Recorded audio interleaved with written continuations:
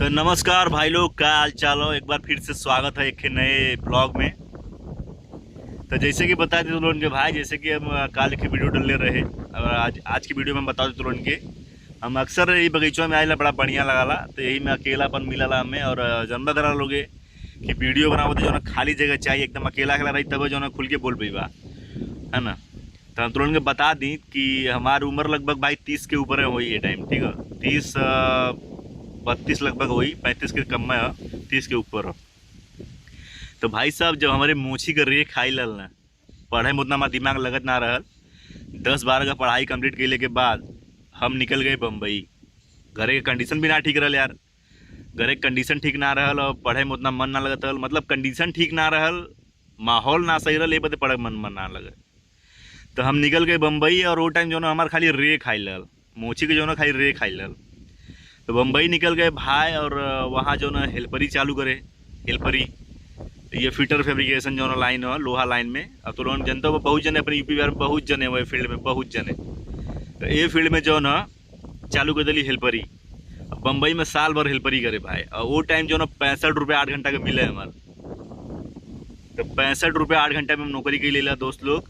उसके बाद हम साल भर जो ना नौकरी करे हेल्परी का, फिर फीटर बने, फीटर काम सीखे। तो 130 रुपये ऐसा 150 कुछ मिला 8 घंटा का। ऐसा ही करत करत हम बम्बई में फैब्रिकेटर तक काम सीख ली। मतलब पूरा 5 साल हमें बीत गल। हमें लगा था 2007 से हम बम्बई कर ले, 2007 से लेके 2012 तक हम बम्बई में काम करे, एकदम मैकेनिकल फील्ड में पूरा फिटर उटर काम, फैब्रिकेटर काम पूरा जान गए रहे। उसके बाद भाई साहब हम अप्लाई करे पासपोर्ट का, पासपोर्ट वासपोर्ट बनवाए। पासपोर्ट बनवाने के बाद जो ना दुबई का रुख करे, एक दो जगह इंटरव्यू मारे तो कहीं उम्र कब में नहीं जाए, जहीं जाना अभी न जा पैबा।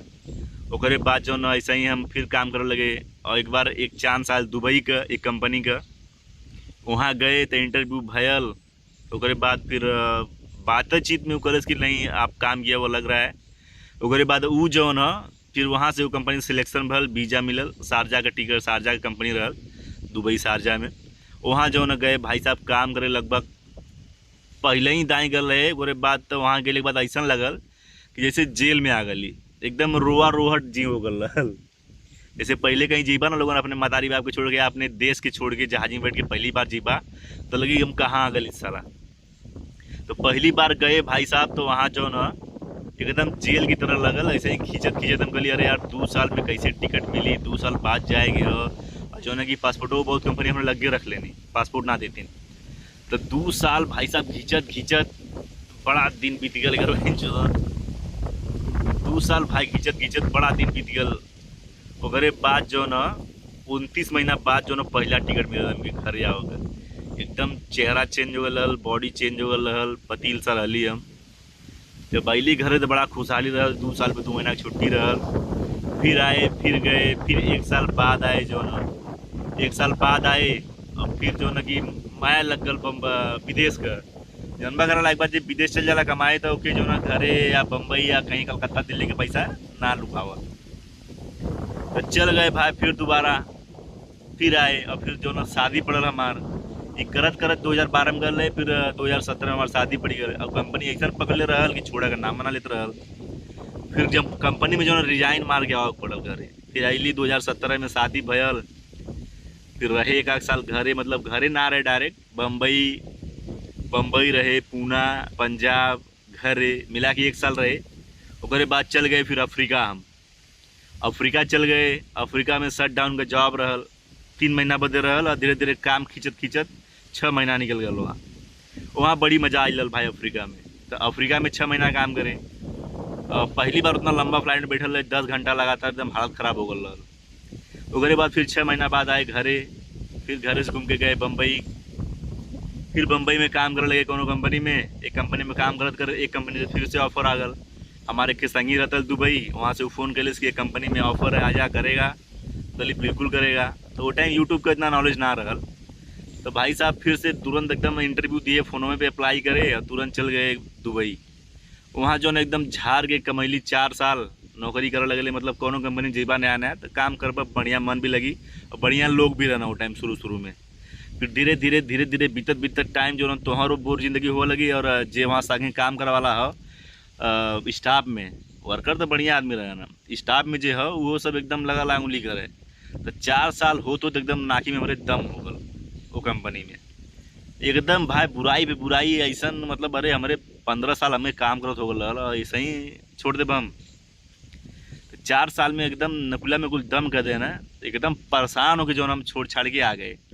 आजू से 2 साल पहले ही हम दुबई रहे वही कंपनिया में, तब से हमें यूट्यूब के चस्का लगल, यूट्यूब पे वीडियो बनावे चालू करे हम हिंदी ऊपर बनावे चालू करे। धीरे धीरे 2 साल हो गए, लेकिन वहाँ टाइम ना मिले, डेली वीडियो ना बना पावे।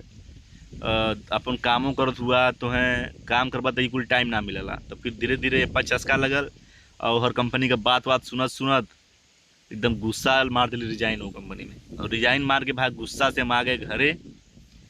और फिर हम जो न कि कसम खाए कि अब जो न कि हम विदेश उदेश सब न जब भाई, अब भले सरवा यही ठिए रोज ही पे कमा फरसा चुआ करब, लेकिन विदेश तब ना जाएगा। तो ये ठान के आली। बाकी तो यूट्यूब का हमारा चस्का जो लगल, यूट्यूब को जो हमारे पल्ले पैसन हो इंटरेस्ट हो वो तो हमार ख़त्म ना होई, चाहे जितना दिन लग जाए वायरल हुआ में, चाहे जितना दिन हो जाए सफलता मिले में। एक ही तो वायरल हम कई के मानब और तू लोगन सपोर्ट करबा, अपन भाई हुआ भाई लोगन हुआ सपोर्ट जरूर करबा। और एक बात और जो कि हम कल रही पहलवा हम वीडियो बनाई हिंदी में, अब हिंदी छोड़ के हम अपने भाषा में बनाने लगली भोजपुरी में। भोजपुरियों में यार अपना आदमी कम ना हो भाई साहब, खाली अकेले 25 करोड़ तो यूपी में हुआ, 25 करोड़ की 35 करोड़ कन्फर्म ना हो पाओ था, इतना जन खाली यूपीए में हुआ, बाकी बिहार का छोड़ता, बाकी कितना जने तो कहाँ हुआ भोजपुरी जो समझा ना भूल ना, खाली इतनों जने अपन सपोर्ट कर दिए तब वो इलाका फाड़ देव है ना। तो ये हमारा का बोल जा यार, तो ये हमारा जो जर्नी रहल कामे का जॉब का, ऐसा ही हम आवारा ना बैठल यार। अब भाई हम फिलहाल अली थोड़ा दुबई से तो घूमत फिरत थी गाँव में, थोड़ा इंजॉय करत थी, बाकी कमवा तो जिंदगी भर कर ही गया है ना। तो लोगों सपोर्ट करे जा चैनलवा के यार, सपोर्ट करा, लाइक करा अपने भाई के वीडियो, लाइक करा जा, कमेंट करा, शेयर करा। बाकी चैनलवा पे नया हो तो सब्सक्राइब जरूर कर दे जा। तो मिलत ला अगले वीडियो में, तब तक बदे नमस्कार, राम राम, बाय बाय।